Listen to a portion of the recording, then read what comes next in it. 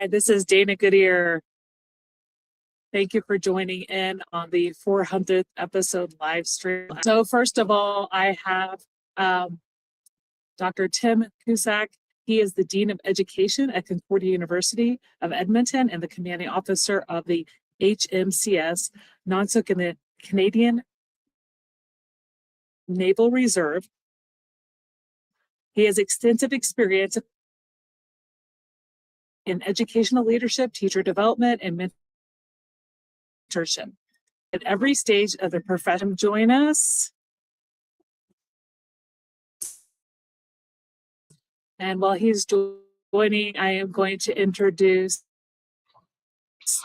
our next guest, who is Josh Tovar. He is the Memorial Pathway Academy principal in Garland Independent School District, northeast of Dallas. And he is the host of the PM Central. Welcome, Josh. Greetings, everybody. Josh Tovar here in Charlotte, North Carolina. I just finished my conference, but it's stoked and excited to be here on your 400, young lady.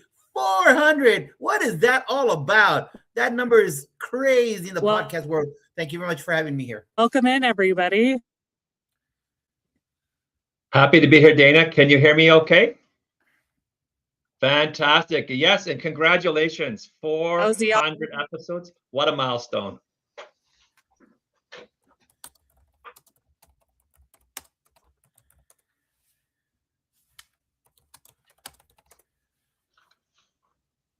How's the audio? Can hear you. Yeah, hear you okay.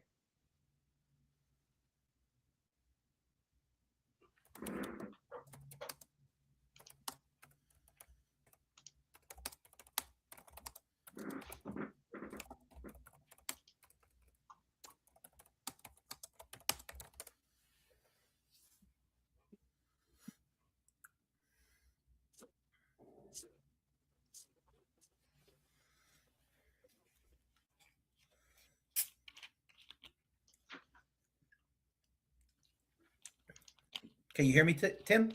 I can hear you loud and clear. I'm having trouble hearing Dana now. Right, exactly. Well, where are you from, Tim? You're in Canada? I am in Edmonton, Alberta, Canada. And how about yourself? You said North Carolina? Is that what I heard? I'm in North Carolina right now. I just finished the conference, but I'm heading back home tomorrow to North Dallas. That's where. Texas. Fantastic. Yes, sir. Yeah, good stuff. So what do you do? So right now I'm serving as the Dean of Education at Concordia University here in Edmonton, and I get to work with brand new teachers. So we're doing teacher preparation, and I also get to work with aspiring school leaders. So really enjoy the opportunity to work with beginning teachers and help prepare and train them. So it's really exciting. How about yourself? Well, I'm a principal in Memorial Pathway Academy in North Dallas. And so I'm glad that you're doing the Lord's work up there, preparing the future. Because, you know, we're missing a lot of people. We need teachers, that's for sure. Join.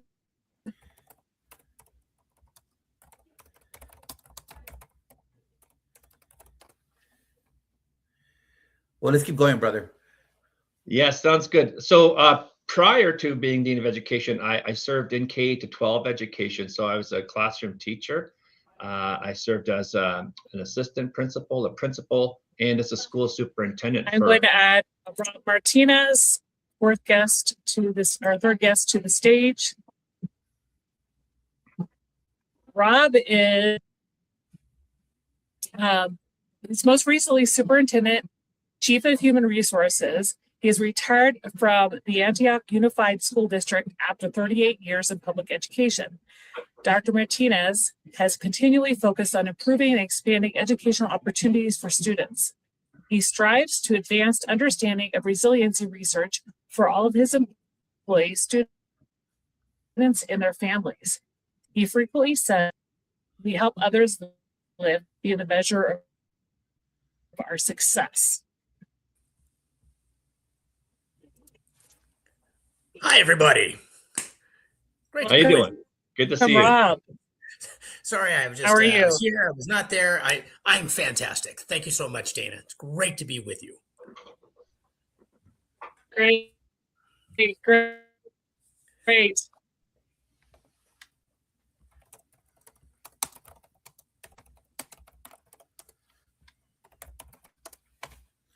Rob, how's it going in California? How's the weather? It's gorgeous today. Just in Northern California, we're at about 75 degrees outside already, and it's just going to be beautiful and sunny. Little heat wave last week, maybe some snow coming in this next week. So a little, give and take. I'm sure Canada has a lot of snow right now, right?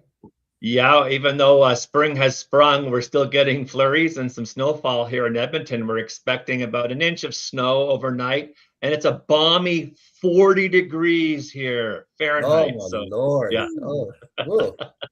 Guacala, we're that's used to it though. snow. It's tough. We're tough up here. So So how many people in your program, Tim? So I have 200 early career teachers. So we're a 2-year after degree program. And I also have 3 educational minor programs. So students who are doing their undergraduate degree can focus in early childhood preparation. We also have a physical education and wellness specialty. And as well, just as a more rounded out educational minor where students can get a sense of, do I want to become a teacher? And we're hoping they will. So yeah, our program is going to be 30 years old this spring. And for me, it's just so exciting to see these next generation of teachers and how we can best support and prepare them to do the great work we need them to do. And, I'm all about thriving, not just surviving those first few years. And I think if we're going to be more effective of retaining teachers, there's a lot more we can do in our schools with our existing tenured teachers and staff to really take these new teachers under their wing and support them to a greater degree. What is Canada's definition of early childhood? Early childhood would be basically 4 and 5-year-olds, so kind of kindergarten or pre-kindergarten. Okay. So that's your cohort right now. And you also said physical education? Physical education and wellness. So that's in our minors programs, but my Bachelor of Education is a 2-year after degree program. So students have to have a bachelor degree first, and then they do a second degree in education over 2 years. We're elementary preparation focused, and we are working with a lot of local area schools. Because we're a smaller program, my teachers are in high demand for placements, and we're growing the program where we're adding another cohort of 35 students for the fall.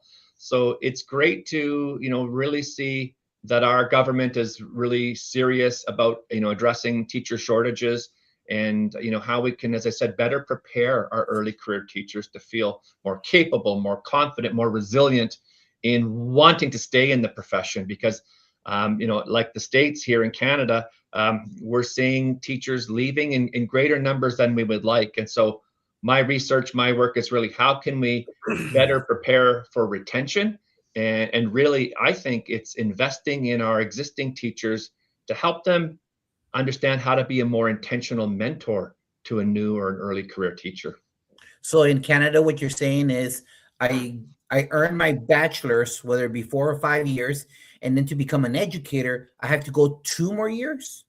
So it's correct. But there's a different pathway. You could do a 4-year undergraduate degree in education and be certified to teach. We are people who have done an undergraduate degree, whether a 3 or a 4-year Bachelor of Arts, Bachelor of Science, whatever it might be, and they say, well, you know what, maybe I would like to be a teacher. So we have a 2-year specialized program that has 2 teaching practica. So you do kind of a 6-week practica in year 1, and then 12 weeks in the second year, and there's coursework in between. And so we really give the students an opportunity to go deep into not just the theory, but the practice, and working with their cooperating teacher and a university facilitator who will help support and guide that learning. So I'm in my 3rd year as the dean. So as I said, I retired as a superintendent of a large school board, 50,000 students, 100 schools. And I wanted to go back to school, back to university. My own children, I have 3 sons, my younger 2 are both trained teachers now. And as I contemplated my 30 years in education, I thought, what are the next 3 years going to look like, let alone 30? Right. So I don't just have skin in the game, I have kin in the game. And I really want to help my sons understand, what the noble vocation of teaching, the calling of teaching, teaching as Amen. vocation, and how we really get to impact and influence the lives of so many people. And I think that's the joy, that's the richness, that's the power of being a teacher. But we have to bracket that with a lot of the challenges, a lot of the negativity, some of the pressure points that we see in media today, or, that we're feeling, teachers don't always necessarily feel valued or appreciated or respected. How do we help our early career teachers? And our early career teachers aren't just, brand new out of university. The average age of students in my program in year one is about 30 years old. We're seeing more people who have maybe had a first or a second career. An example I always share is I had this amazing student. He's an engineer, civil engineer. He ran an engineering firm in the city here for 10 years. He has 4 very young children of his own. And he thought, I think I want to be an elementary teacher. So he set engineering aside, came through our program, and now he's having just a wonderful experience being a fourth grade teacher here in a nearby school. So we're getting folks from who maybe have been a teacher assistant, an educational assistant for many, many years. So we had another remarkable story. I had a lady who graduated last year, 52 years old. Her daughter, 26, is graduating this year. So a nice mother-daughter story. So we're seeing folks from different backgrounds in terms of, as I said, first or second career coming into the teaching space. And I think that's fantastic. It's not just a cadre of young people, right? As I said, right out of university. Right. It's folks from different walks, different professions, trades coming into the teaching ranks now. And I think we really need to celebrate and encourage more of that, particularly because we need more teachers. I agree, Tim. And Rob, you have such a rich surrounding system as a superintendent in California. And how did you work with the universities like Tim and all these alt certs? Well, there's so many different pathways that we had to create in California to get people into the classroom, which on one hand was exciting and new and original. You have a bachelor's degree? Guess what? With a little bit of paperwork, you probably can teach now. And we'd have to go through an entire process of determining what somebody might be eligible to teach because we were such in need and still are for certified teachers in our classrooms.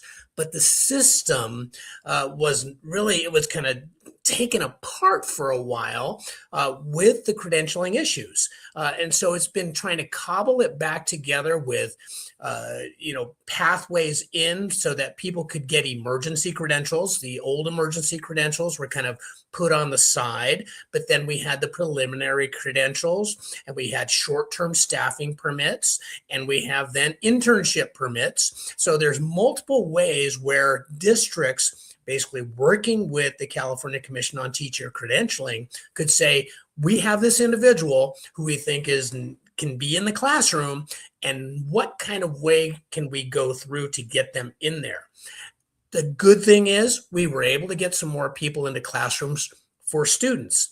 The difficulty, and this is the truth, when Tim was talking about enculturating people, building their skills, creating an art form, the quick way into the classroom really limits a lot of that success that you want to have for a teacher to thrive. And so what we started to do in some of my districts, okay, we could hire you, but then through our induction program, only those that were working officially after their credential could get support and service from the district. And it didn't make sense to me. So we started a pre-induction program in several of my districts where we said, these people are going to be in the classroom. We cannot just say, there's the door, here's some books, good luck. We had to help them really tell their own story of success. So with those that were associated with universities, some amazing universities in California where kids can go in and they can really still do the process. But if you needed to work and you needed to be part of the district, we needed to start giving you professional development, emotional development, those strategies and those skills from the district. And there are districts now that have started, programs with the university so we can do it all together. But some of our districts are so rural or detached that they don't have the university right next door. So you really need to be creative in putting resources. And this is another thing in California towards this development so that we can really work on keeping people in the classroom successfully. Because, we all know if you have unsuccessful teachers who are not connecting with students, engaging with students, delivering in a way that you're growing the support or the student themselves, it may not be a good fit. And we don't want to have districts just keeping people for the sake of having people in there without being able to do the job correctly. Yes. So it really is incumbent upon superintendents working with their school boards, working their educational division to really craft these different ways to support new teachers. And I'll take it to another level. Administrators también. I mean, we really need to give our administrative team the support. You can't just kind of go, okay, well, you've been in the classroom 10 years. You've never thought about administration. Guess what? Next week, you're an assistant principal. That person's not going to be successful. We need to grow these people. We need to give them the lessons. We need to give them the skills. We need to give them the emotional opportunity to see what it's like. And I'll tell you, it's not easy in any of these roles. And so when we face that with the reality of we need to do a lot of support, we're going to be more successful. So it sounds like, Tim's program of really giving some time for people is a really great way to do it. Another part of this process is in California, we have probationary periods. So once you get into the classroom and you have your credential, we really only have about 18 months to decide, are we going to give you tenure? Are you going to be part of our system for a very long time? And so in those 18 months, man, we should be giving and giving and giving, checking and support some more, giving the love to really come to a good decision for the individual and for the school system that this is the right place for this person to be to provide service to students. I've had folks where, sometimes I've had to let them go and I kind of think, did I do the right thing for them? When we've done all the right things and we've made that decision, it's not an easy one, but at least you have some way to help the person understand. And Perfect. I've also had some people, as Tim said, maybe we're, not ready for it yet. And so, you're not ready yet, but we need to do some more. Yeah. And then they've come back and been successful. So it's not like the kiss of death, as they say. I mean, you really, it should be a learning opportunity for everybody, especially our teachers and our administrators who are doing the important work directly with our kids. Thank you for sharing that. As Dana, she's texting me right now, and let's go back to because the introductions were a little bit rough as she was giving us the introduction. I was late. Let's go back to Tim. Just a quick intro, and I know let's do this as a 3-part, and let's not take a lot of because we have a certain time limit on this. Yeah. So introduce yourself real quick. How did you meet Dana? We got to give her props on 400, baby. That's right, 400. Woohoo! All right, you got to give her props on 400. And she gave us like a little thing to spotlight on. That's why she invited us on this just awesome memorial event of 400. So who you are, how did you meet Dana? And the last part, she wanted us to highlight something about it. So Tim, you got it, brother. Great. Thank you very much. So again, Dr. Tim Cusack, and I have 32 years experience. I've been a classroom teacher. I'm always a teacher at heart, teacher first, but I've served in rural and suburban school boards in Alberta, Canada.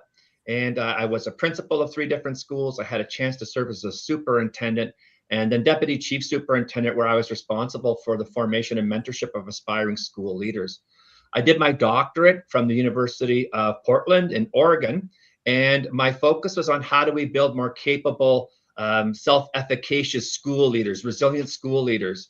And what I learned is we need to go further upstream. And so I had a chance to connect with Dana on an earlier episode of the podcast, where my co-author, Dr. Vince Bustamante, and I talked about our book called Leader Ready, 4 Pathways to Prepare Aspiring School Leaders.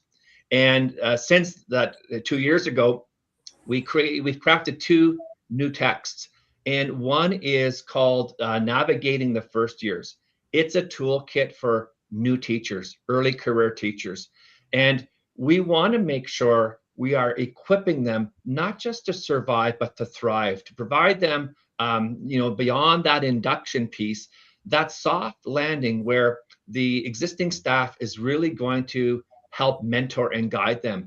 And so the Navigating the First Years book looks at the importance of culturally responsive practice, well-being and balance. And I think the more we can talk to our new teachers about their own mental health, their own wellness, that's going to give them a perspective to really bring into the profession, understanding that there's going to be some challenges and issues, but we have supports in place and structures in place to help walk with them, walk alongside them.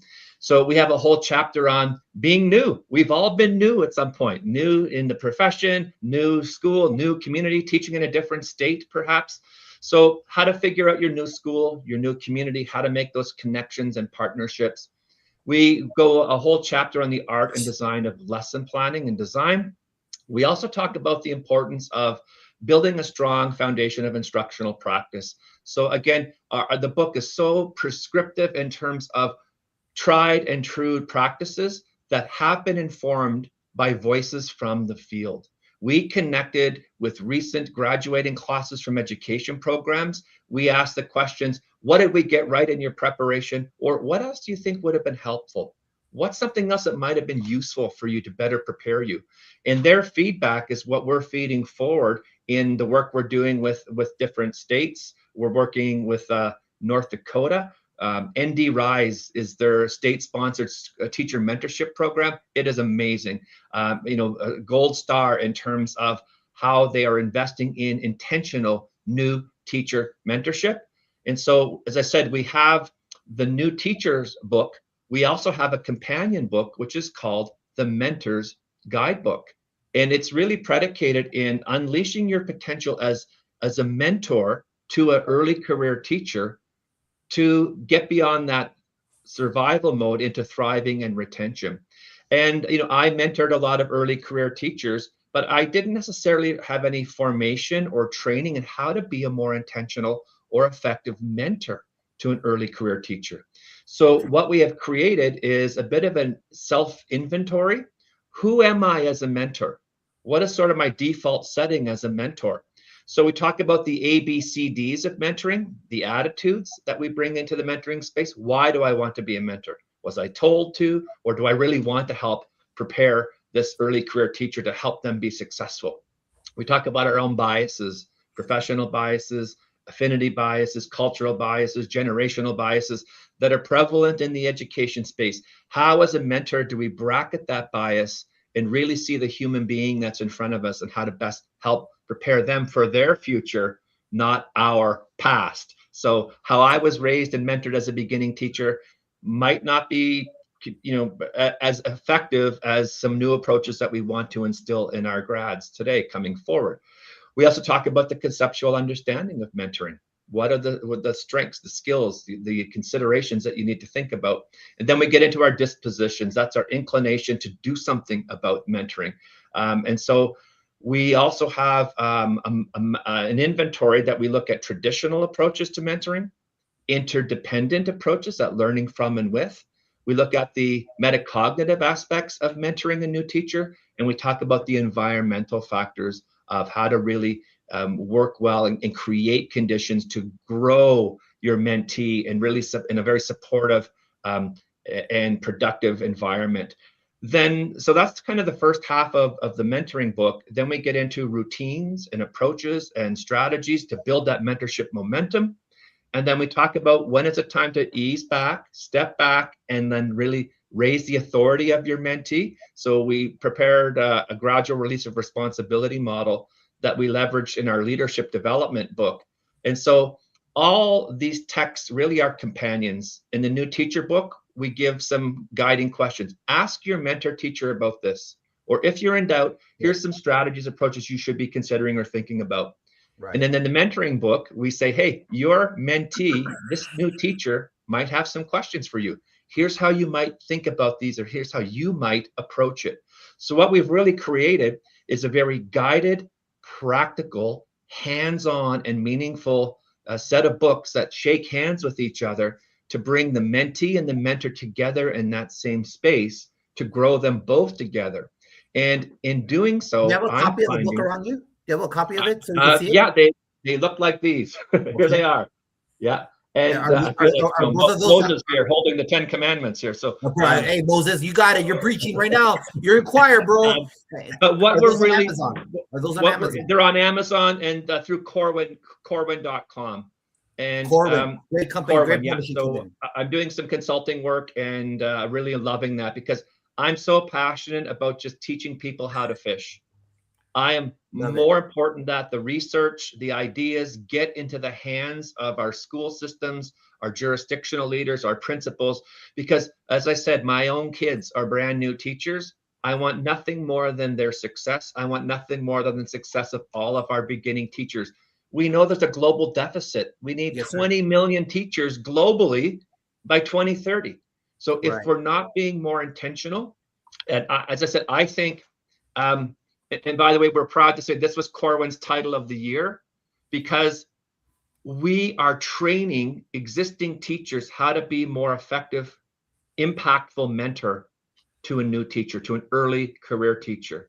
And what we're learning in our work with North Dakota in particular is that it is providing a baseline of understanding, experiential learning, and guidance in how to really bring more intention into the mentorship role in the mentorship space. I wish I had that when I was a principal, even, you know, going back 15 years. I wish I had more strategies and approaches of how to, beyond induction, beyond onboarding, we're promoting mentorship not over like 1 or 2 years. We're talking up to that first 5 years. Yes, sir. In the profession. We want to really give time, grace, and space for these early career teachers to get connected to the community and feel that they belong and that their voice is important. You know, back to that interdependent mindset of learning from and with. I am learning so much from my early career education students, my pre-service teachers. I observed some science demonstrations I did recently. Amazing to see how passionate they are and creative they are and innovative they are. And ultimately, what we see through all of this work, what we see through all of our research, we see the children first. We see kids and the importance of forming kids to become great citizens. And I think that is the power of education and how we support our new teachers, our existing teachers, our school leaders, and support our district leaders in understanding that if we always see the students, then we're making great decisions, informed decisions about great teaching and learning. And so that's why I'm just so thankful for my co-authors and the work that we're doing, and that we're being invited into different parts of the United States, different parts of Canada to share this work, because the goal, let's have teachers feel more capable, confident, resilient, and see the hope and the thrill and excitement of being in this noble profession. Perfect. I love it. And you know what? I don't have fancy talk like you do. I'm just a simple caveman. And I'm just going to tell you, hey, principal out there, I'm in the trench. I'm in the chair. Hey, principal, don't be lazy and give your new person to the oldest person, because you might not want to do that. I don't know if that's in chapter 15 of your book, but I'm telling you out there. Chapter 3, matching. And number two, principle out there, just because you give them to a mentor, you are not scot-free. You have to mentor that person because you have a vision for the campus. And when you have a vision for the campus, maybe that mentor is not on board with your vision. So that clashes. Now you're training someone to might be a saboteur to your vision. So you got to make sure you get the right fit, like Jim Collins says, for your mentee, and that you follow up every week with that new person on your campus. I'm just telling you, because you know what? I don't want to be in the trench, as Dana tells us in her Amen. podcast. Amen. That's right. Rob, Well said. Yeah. Rob, tell us about right. yourself. Tell us how Yeah, you met Dana and what we. So I was thinking back, I actually met Dana at a Teach Better conference. I believe it was 2019. So, Teach Better was around. I was in Ohio and Dana was there and we kind of connected. And, I really just loved that she was able to bring people from all over the educational system and whatever they were doing, how they were making an impact. And I was able to join her on her 300th episode. So that was a few years ago. And to be back on number 400, it's unfortunate she's having a little technical issues, but we love you, Dana. We know you're doing just amazing work. Keep doing it. The stories that you're able to bring forward from our educators are important for other educators and people thinking about education. For myself, again, retired now superintendent and assistant superintendent of HR, 38 years in the field.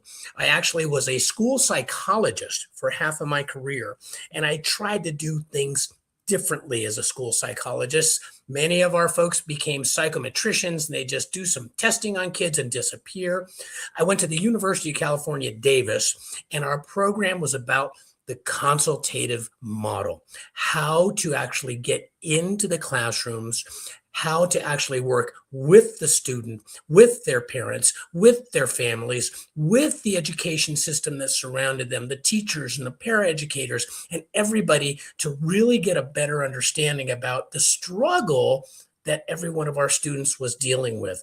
Not just to qualify for special education. That was too easy because by doing some tests, everybody can get this. And then we've seen what's happening to special education services. Quite frankly, the best teachers are all over your school. And you have to be able to use every resource that's available for every student in the best way we can. So I did that for a long time and then was kind of tapped on the shoulder and said, we want you to be an assistant principal. So I was not thrown in. It took me almost 18 years to get that shoulder and that support and say, let's go this way. Did the assistant principal and then principal of a 1,200 student year-round elementary school, which are probably going to come back at some point, but not right now. But a large year-round school where I had the ability to work with our staff, connect with our community, really do some dramatic things. We created a program called Project High Hopes that really looked at every single person on our campus as a positive resource and an influence for students. And so we changed things. It wasn't about sending a child off to a special room to get a service. It was about we need whatever services that child needs in their classroom, no matter who can give it to them. Let's find the best fit. So we really broke down some barriers, the silos of regular ed and special ed and specialists. We said, we're all in this together for these children and created that culture. Again, moved my way up then through human resources, where fortunately I was able to hire thousands of teachers over the years and work to support them. And so that was a thrilling part of the job. Being a superintendent, big issues. I was the superintendent of the Mount Diablo Unified School District, over 35,000 students at one time, and then again changed from that position, but found myself back into an executive role, and as I right before I retired, again superintendent and assistant superintendent of HR. That's a lot of work for 9 months, and figured, okay, it's time to move away. But through those years. And again, working with systems, resilience has always been a focus of mine. From my personal early childhood of losing a parent at the age of 13, from really escaping my home situation at the age of 16, finding out that, hey, I need to work full time to pay rent to my brother if I'm going to be able to survive here and still keep going to school. Right. those were some of the struggles. And I do write about those in this book, The Recipes for Resilience. It's a little bit of a personal memoir from my early childhood and getting through some of those traumatic events, but it's also lessons about education and what I found in working with teachers, that it's not always about the curriculum pieces. It's about the emotional connection of helping a child feel safe, helping them feel connected, helping them realize that tough things are going to happen, but every resource, every skill a child can put into their resilience backpack, or a teacher can add to their resilience backpack, they have now skills or strategies to persevere.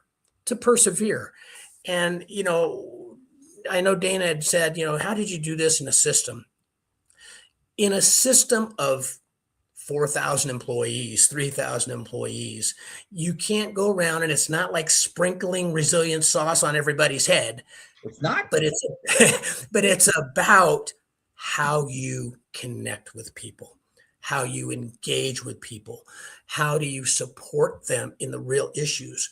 And right now, man, in California, there's over 35,000 teachers, I think, who are almost on strike or hitting the picket lines, and we got LA's considering it. And it's real issues, right? It's real issues. It's pay to sustain their families. It's medical care to keep their families safe. It's the working conditions because we don't have supports. It's a struggle right now. And in California, again, as many of our states, we had an influx of money over the past 5-6 years. Some of it was COVID dollars, and now that's kind of whittled away. And then, not to be political, but at the federal level, we're losing a lot of different resources with different changes coming in California. And, we have to wonder, is there some level of other agenda that's afoot rather than really helping our students grow and develop in the best way possible? Now, Rob, for sure, you have another agenda because you have a brand new book, and that brand new book is for kids. Yes, we're getting close to the end. We're getting close to the end of the show, guys. Okay, let's get it out there. So this is another book that I wrote. It's just recently put out there. It's the story of Sparkle and Shine, and it's about kindness. Because if we are not focused on kindness in schools, for our students, with each other, for themselves, then what the heck are we doing? So this book, it's a children's book, it's a flip book, but it's a lovely read with some beautiful illustrations, and it focuses on Sparkle the elf, spread positive acts regarding kind, loving encounters, and through all of his actions and engaging with people, he brings about Shine, a new elf, significantly help increase niceness everywhere. So this book and this book, they're both available on Amazon. And thank you, Josh, for reminding me, because we do this work. It's not about selling books, but it's about connecting with the people. And connecting with the people is through 400 episodes with Dana, who is still here. She's in the back. I don't know if she's in the back. She's in the Twilight Zone or the Outer Limits, but she's seeing us right now, and I know she needs to tap out. So before we close off the show, Tim, any last words and honors for Dana? Dana, thank you so much for your leadership, for bringing amazing educators together to have these important conversations, because ultimately we're helping kids learn. Rob, Josh, what about you? What's your final go-to, man? Do you go? I'll close it off. You go. Thank you, Dana. Thank you for everything you're doing. For everybody in the trenches, keep going. Keep fighting. You may not think it's worth it. It is absolutely worth it for that child, for their lives. Let's help the lives we had let others live be the measure of our success, baby. And I'd like to thank all the guests on the 400 shows. I don't know number 1. I don't know number 2. I don't know number 3, but I sure do number 400. And you know what, Dana? Thank you very much for inviting this panel today to honor you, ma'am, for all the time. Because people don't know when they run a podcast how hard it is to get guests. I'm telling you, people don't know that this is like a part-time job, and she's done it for 400 episodes. Hey, baby, shout out to you. And if you want to know anything about Josh, reach me out on the PGP podcast every Sunday, 5 p.m. Central. Check us out. It's all about education, from bus drivers to superintendents, all the types of panels, and we're a one-stop shop for you, just like Dana. Happy 400. Thank you, Dana. Say goodbye, panel. Take Bye, care, everybody. Thank you. God bless. Thanks for taking the helm. Good job, Josh. Got it. Dana, close us off. I know you got the power. You got the voodoo back there. There you go, brother. Peace out, brother. Oh, man, take it easy. Love you.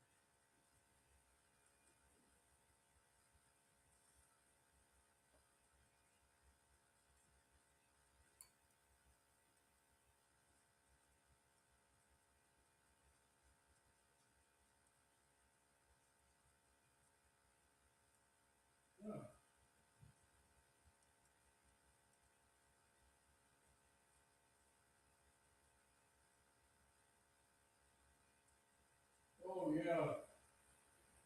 Yeah.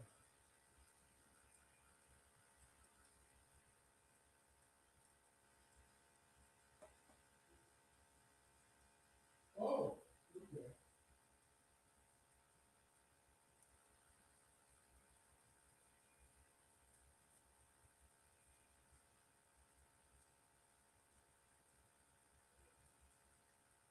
Wow.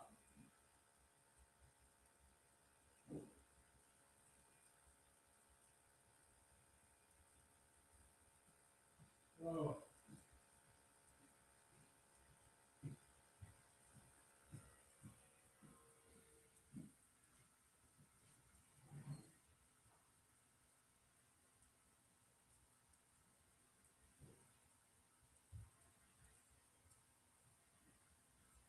Oh, God, I hope so, yeah.